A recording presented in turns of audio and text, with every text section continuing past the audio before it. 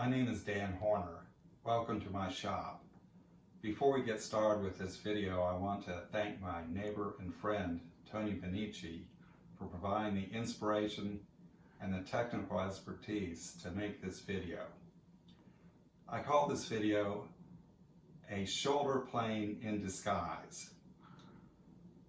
Many of you have seen the photographs I posted this past summer about my table saw sled here, and I really do like it. I made this because I had a cabinet I was constructing, and it had a wide door panel on it and some other pieces. And if you try to use your miter gauge to get too far out here past the edge of your table saw, it gets a little tippy. So a table saw sled solves all those problems because you can come way out here, put your panel in there, and push it through. And this is a safe way to do it. So I've really enjoyed it. I've got a lot of use out of it just in the time that I've had it. But I did run into one problem when I was making it. And you might notice that there's two oak runners here that fit into the two slots of your table saw. Well, you kind of construct it with those in place, and I'd already pre-made these countersinks, and then I drilled a hole to put these screws in that would secure the runners. The problem is that I just kind of guessed at the size of the drill bit I needed, and when I screwed these in, guess what? It slightly expanded the wood. So what ended up happening is I got these little bumpy protrusions that you could hardly even see, but they were there because they were binding on the runners. So, okay, what to do? Well, I could spend a heck of a lot of time trying to sand those out. And what I was thinking of is I really needed a shoulder plane. Now, a shoulder plane cuts up against a vertical surface. And so a shoulder plane would just take that right off. And a shoulder plane is named for a common use. That is trimming the shoulders of a tenon. So I didn't have one, and I'm saying, okay, what to do? Well, about 10 or 11 years ago, there was a guy named Michael who was a member of the guild, and he was a retired shop teacher who lived up the coast, and he had taken a full year at the Inside Passage School of Fine Cabinet Making. And so I figured he knew a lot about planes and whatnot, which he did. And at one of our January sale and swap events, he had a plane for sale. Now, it wasn't a shoulder plane. What it was a Stanley No. 78. And this particular one is made in Canada. It says right there. And there was a lot of these produced. And a Stanley No. 78 is a rabbet plane. And so the purpose of a rabbet plane is cutting a groove along the edge of a board. And so you can see how these fences would work. This would give you your width of the rabbet, and this would give you your depth of the rabbet. So this might have been kind of an ominous thing when I actually took the plane from Michael and handed him the money. He looked me straight in the eye and he said, "I've never used this plane." It's kind of like, oh, should I grab my money back? But I didn't.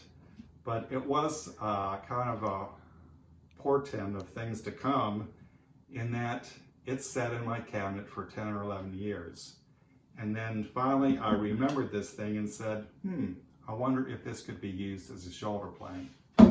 So I got it out and I took off the fences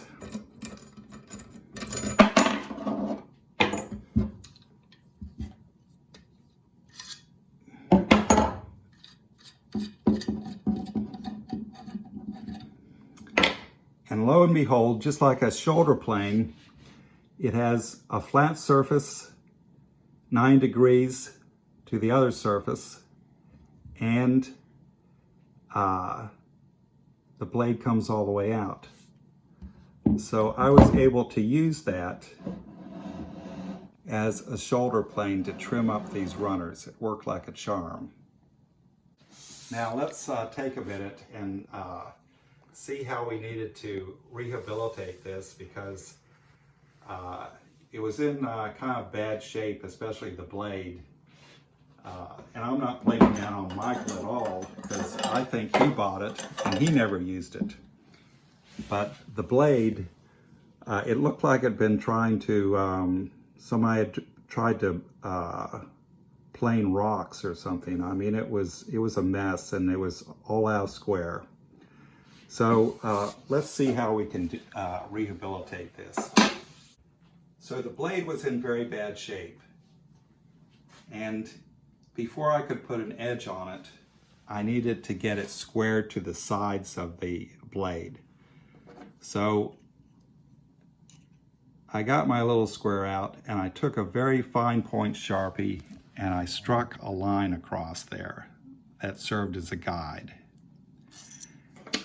And that brings us to my current sharpening system. And I say current sharpening system because it seems like the nirvana for sharpening is Japanese waterstones. And I do have Japanese waterstones. I've used Japanese waterstones and I've enjoyed using them. They really cut nicely. They really sharpen nicely. However, they're a mess, in my opinion. They have to be soaked in water. You have to spritz them so water's going all over the place. And they have to be flattened, periodically flattened. So I have to admit that I just don't use my planes and my chisels that much. So I needed something that would get over that problem where you need a plane, you need a chisel, you grab it, you pick it up, and it needs to be sharpened, and you're going to say, oh no, here I am, I have to drag out the waterstones, I got to soak them, on and on. So I built this box,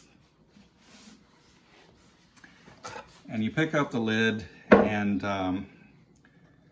there's a piece of plate glass in here. I bought this from Lee Valley. They guarantee that it's flat. It's 8.5 by 14. And I also purchased from them some aluminum oxide sheets.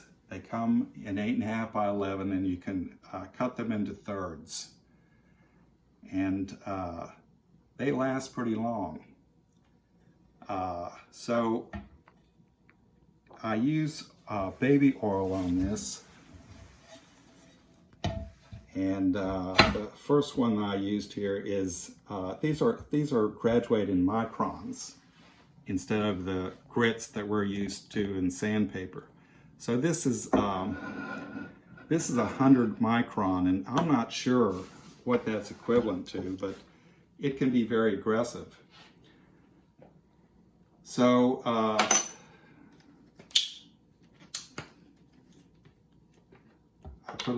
squirt a little bit of baby oil on there, and you can use anything you want to. It doesn't have to be baby oil. As a matter of fact, baby oil is probably a little thick to use, but irregardless,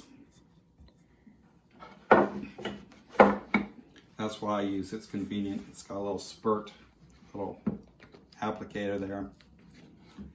So what I did was I held this plane blade upright like this, and I just pulled it along the abrasive media, and kept my eye on that line where the Sharpie was, and it eventually got to the point where it was straight across.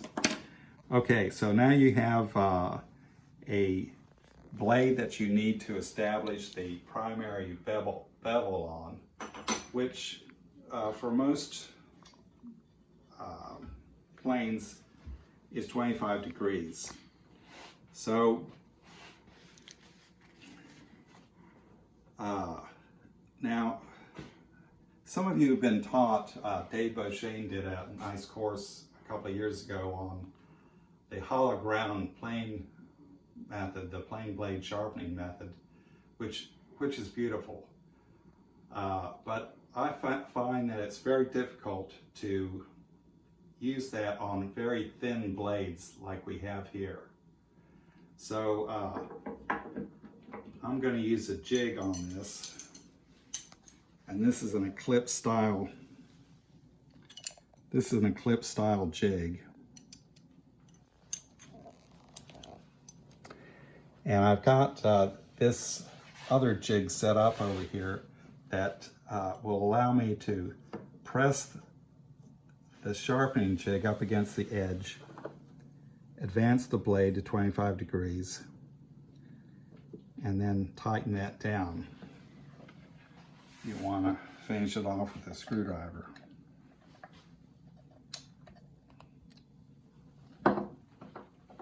So I've already put some oil on this, so I have too many grits here, frankly. You might want to have that 100 micron one, and then you know, like a 30 micron is about the equivalent of a 400 grit water stone, and that's really good for establishing that primary bevel, which I've already done. Then a 9 micron one is about 1,200 grit water stone. And then a 3 micron is 4,000 grit water stone, and a 1 micron is about an 8,000 grit. And I think you can stop there. This is even finer, but you know, the first pass with the blade is going to take that off, in my opinion.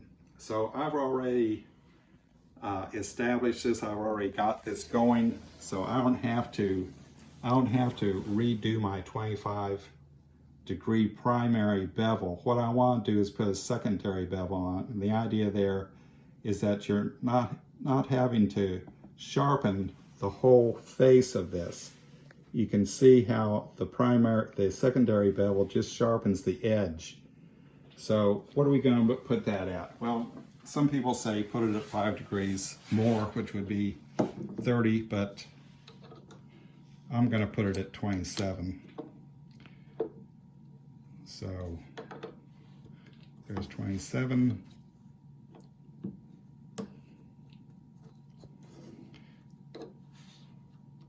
Tighten it up.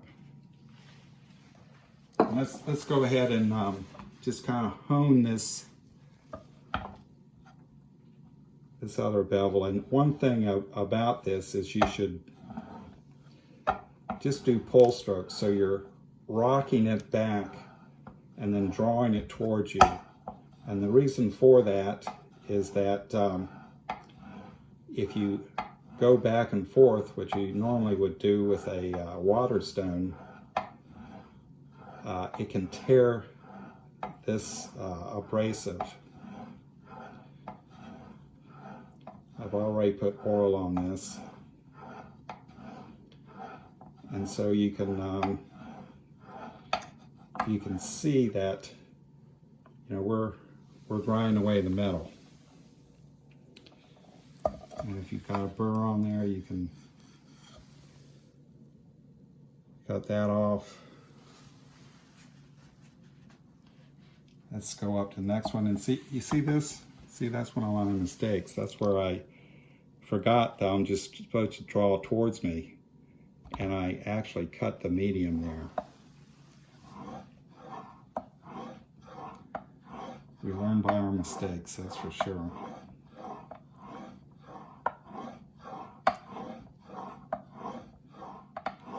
Okay, that should do it. Now the nice thing about my little box here is I can leave the oil right on here, because the bottom of the box sits up from the face of that. So I can put that on, and then I can go and use my table saw or whatever, a router, and there's dust flying all around. That's not getting on my water stones. It's not polluting my water stones. It's not getting all in the water that's sprayed all over your counter. This is all contained. Now take it over, put it on the side, you're done. These aluminum oxide sheets are less than $5 a piece at Lee Valley. They also have an abrasive that is diamond faced, and those things really cut well, but they are very fragile. So these are doing the job for me, and they're a little bit less expensive, although they don't last as long or cut as well. So why would you want a Stanley 78 rabbet plane in the first place? Well, it can cut a variety of joints. I made some rough diagrams here. One of the classic uses is for a cabinet back, where this is the side of the cabinet, you cut a groove in it, and then the back of the cabinet fits into the rabbet. Here's another example. This is a recessed box bottom. So this is the side of your box. This is the bottom of your box. You have a nice joint on the inside of your box, and you've picked up the edge of the side of the box a little bit to form a shadow line. Here is another classic use. This is a lap joint. These two tongues are supposed to be the same width, so excuse my drawing. But that's often used for the back of a cabinet, and there's a little gap in here, so the pieces can expand and contract with the humidity. That's a classic right there, the lap joint used for the back of a cabinet. You can cut a tongue by going at the board from each side. This plane will not cut a groove for a tongue and groove, but say you've cut a groove on a machine, using a machine, and the tongue is just a little tight. Well, get out your number 78 and trim it down a little bit. Let's look at this one. Here's a box top. This is similar to the box bottom. Here's the side of the box. Here's the top of the box. Cut a rabbet out of the top and cut a rabbet in the side piece. Let the top hang over a little bit and make a nice finished top piece for your box. Here's what I'm calling a box side joint. So if you picked up the top and looked down, each side is rabbeted. And again, these pieces of wood are supposed to be the same width, but excuse my drawing. You cut a rabbet out of each one, and in this case, the outside would be flush. Here's a shoulder rabbet fitted to a groove. This can be handy. If you've got a groove that you need a board in the middle of that piece to come in and fit tightly, you can use your shoulder plane to really dial that in and get a nice tight joint, and it gives you good glue area there, more so than if you just cut a full width groove. And this is a stopped rabbet, and I'll talk more about that later in the video. But a stop rabbet is a rabbet that doesn't go all the way through, and I think that that's your bullnose application there by moving that plane blade up to the front of the plane rather than to keep it in the standard position. And so this is kind of a section through there. It shows a groove that stops and doesn't go all the way through to the end of the board. So these are some common uses for a Stanley number 78, and you can do all kinds of things with it. Okay, now that we've got this all back together again, let's see if it works. I've adjusted this for a fairly shallow rabbet. I've got a fairly small board here, so here's my depth here, and that's maybe, I don't know, 1/8 of an inch. And then my width will be, well, maybe 3/16 of an inch. So that's all locked in. This is a little bit hard to tell here, but you might notice that the blade protrudes slightly past the face of the plane. And if you don't do that, it won't work.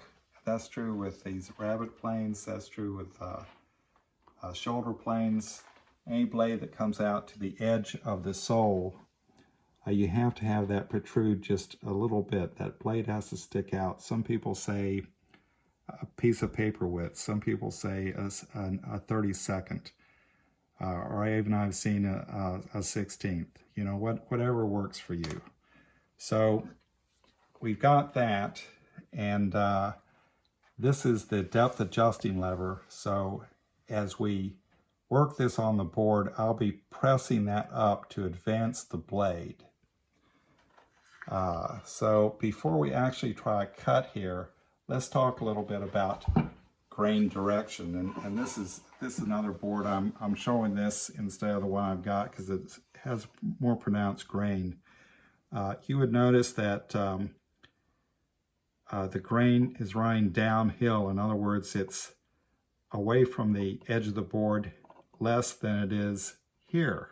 So the grain is running downhill. And that is the direction you want to plane in.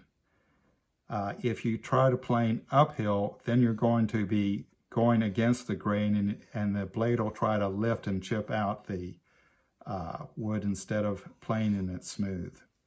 So you can kind of remember that by thinking about walking downhill. It's easier to walk downhill than walk uphill. Well, it's easier to plane downhill than plane uphill.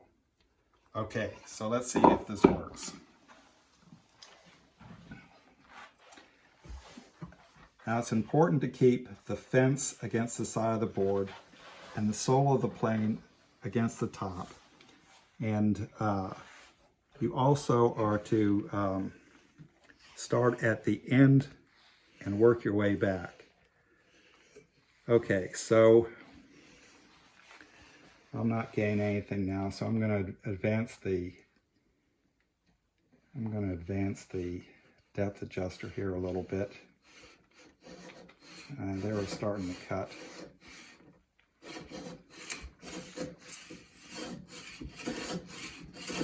All right, so once it starts to cut, you want to start to work your way back.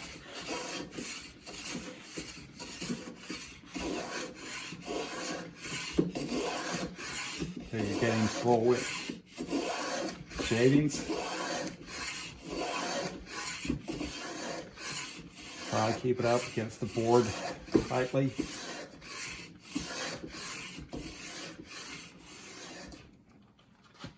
Okay, so there's your rabbet. Now I would say that for small projects, when you just need a few rabbets, using a Stanley 78 might be a lot quicker than trying to set up a router table or set up your router with a fence.